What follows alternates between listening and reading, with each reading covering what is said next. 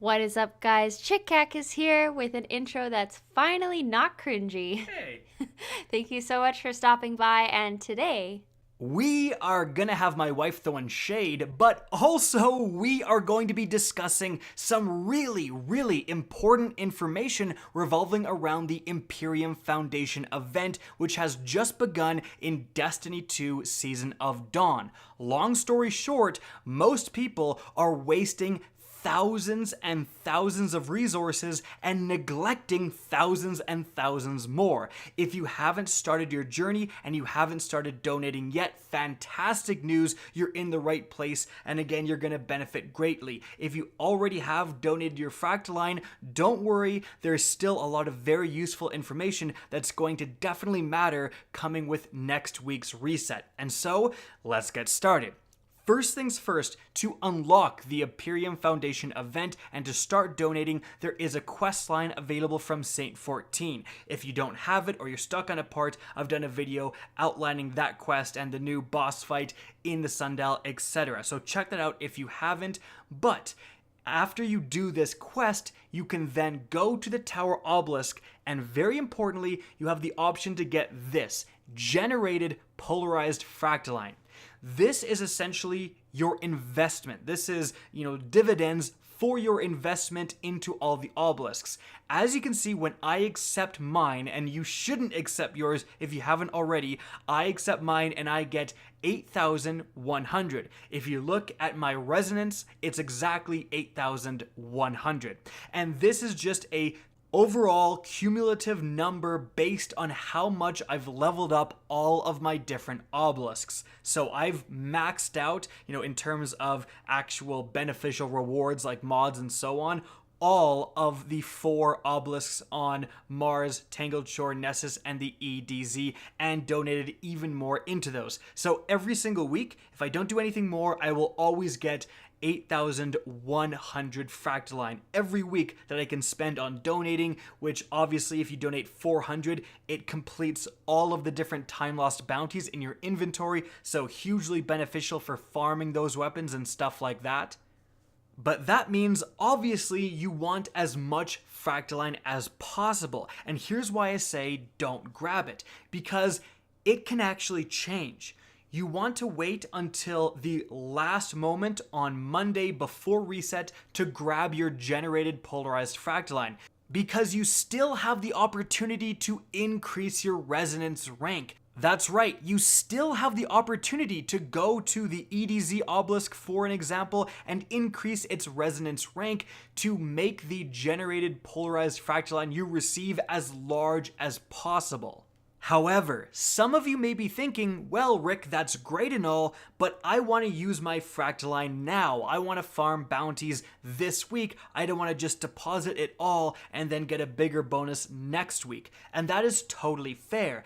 That's why there's actually a way to increase your overall resonance without using Fractiline. You can save your Fractiline on farming bounties and then still increase your resonance, and that's through the light infused Fractiline, as you can see here. So you actually get access to this by continuing the quest given out by Saint 14. That's right, after you've unlocked the Empyrean Foundation and have the ability to donate and everything else, the quest is actually still ongoing. And if you check it, it wants you to go to Osiris, although there is no notifications anywhere on the map really.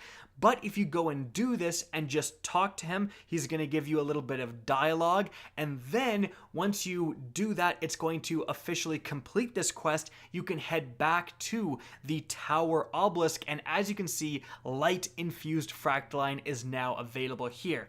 This is a big deal because you can purchase it for 20,000 Glimmer and 10 Legendary Shards a pop. So expensive, but again, it's saving your Fractiline for bounty farming. Then each one you purchase will increase a level of an obelisk somewhere out in the world.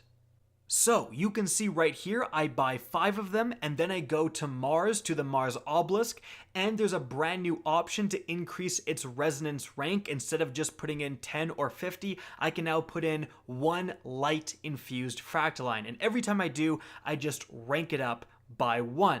And remember before, at the beginning of the video, when I picked up my generated Fractiline, I got 8,100, and that was my overall resonance rank.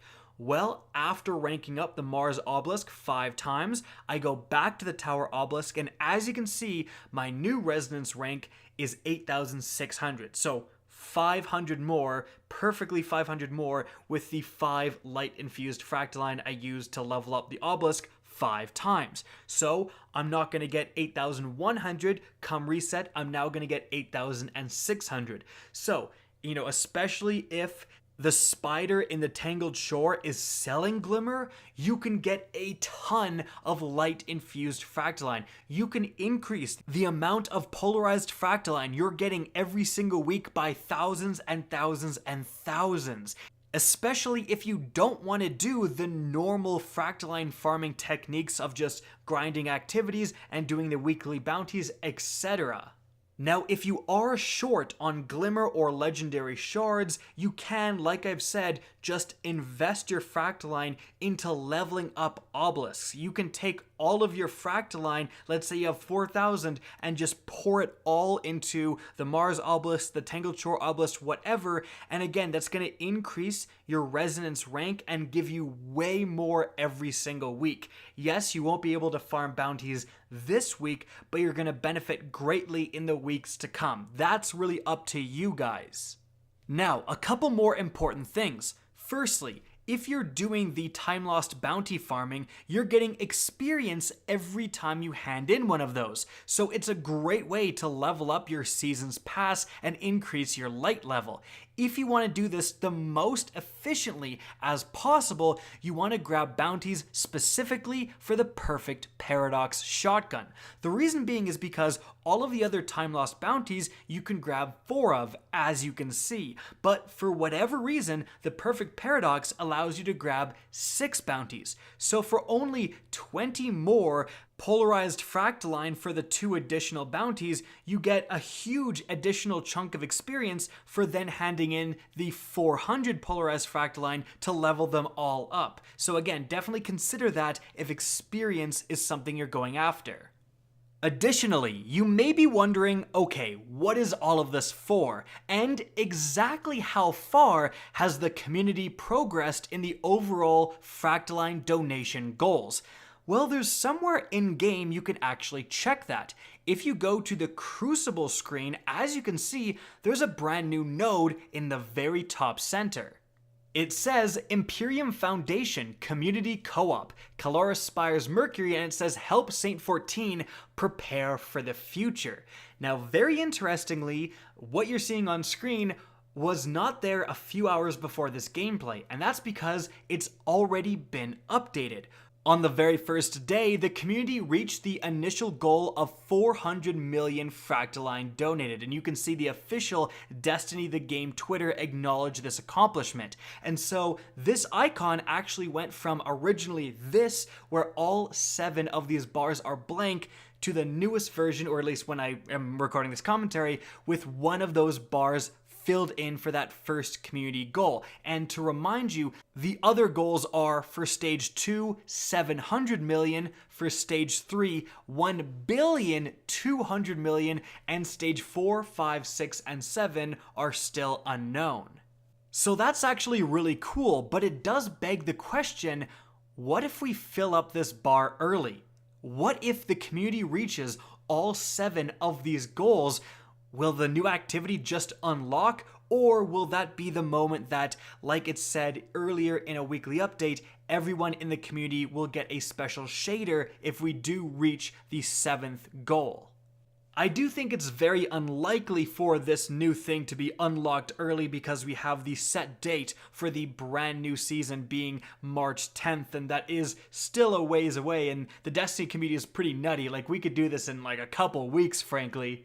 But of course, the next question is, what is this activity we're unlocking?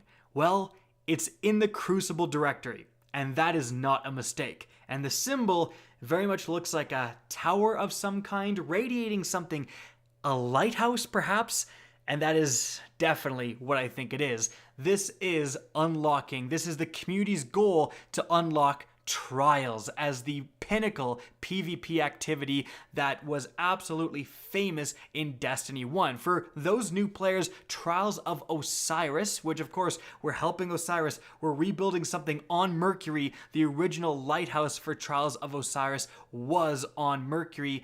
It was a place you went for this special PvP activity where if you could string together a bunch of wins in a row, then you would get to go to the lighthouse, open an amazing chest, and get super exclusive loot.